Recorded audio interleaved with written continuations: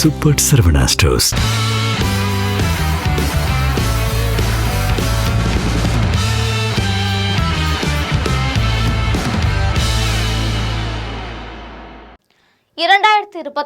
சட்டப்பேரவை தேர்தலை முன்னிட்டு திமுக தலைமையிலான கூட்டணியில் தொகுதி பங்கீடு பேச்சுவார்த்தைகள் இறுதிக்கட்டத்தை நோக்கி நகர்கின்றன.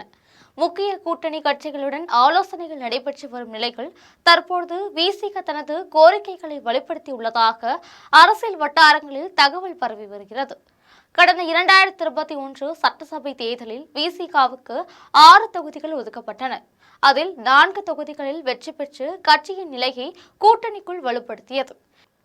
இம்முறை இரட்டை இலக்கத்தில் குறைந்தபட்சம் 10 தொகுதிகள் வேண்டுமென விசிக வலியுறுத்தி வருவதாக கூறப்படுகிறது. மேலும் ஒரு ராஜ்யசபா இடத்தையும் கோரி அழுத்தம் கொடுக்க தொடங்கியுள்ளதாக தகவல்கள் தெரிவிக்கின்றன.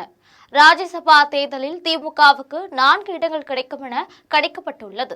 அவற்றில் காங்கிரஸ் மற்றும் தேமுதிக ஆகிய கட்சிகளுக்கு தலா 1 இடம் வழங்கப்படலாம் என கூறப்படுகிறது. இதனால் விசிகாவும் தன்னுடைய பங்கை கோர தொடங்கியுள்ளது.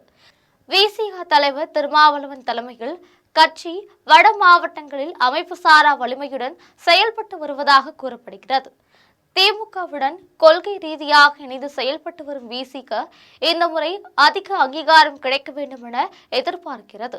ஆனால் திமுக தலைமையோ 8 தொகுதிகள் வரை வழங்கும் யோசனையில் இருப்பதாக தகவல் வெளியாகியுள்ளது. ராஜ்யசபா இடம் தொடர்பாக முடிவு குறித்து ஸ்டாலினுடன் இறுதி ஆலோசனை நடைபெறும் என கூறப்படுகிறது.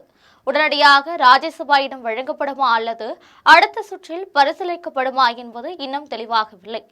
ஏற்கனவே திருச்சி சிவா மற்றும் என்ஆர் இளங்கோ ஆகியோரை மீண்டும் ராஜ்யசபாவுக்கு அனுப்ப திமுக திட்டமிட்டுள்ளதாகவும் தகவல் வெளியாகியுள்ளது. இதனால் தொகுதி பங்கீடு மட்டுமல்ல, ராஜ்யசபா கணக்கையும் சுற்றி திமுக விசிக உறவில் அரசியல் பதற்றம் உருவாகியுள்ளது. இறுதியாக ஸ்டாலின் எவ்வாறு சமநிலை காண்பார் என்பது அரசியல் வட்டாரங்களில் பெரும் எதிர்பார்ப்பை ஏற்படுத்தியுள்ளது.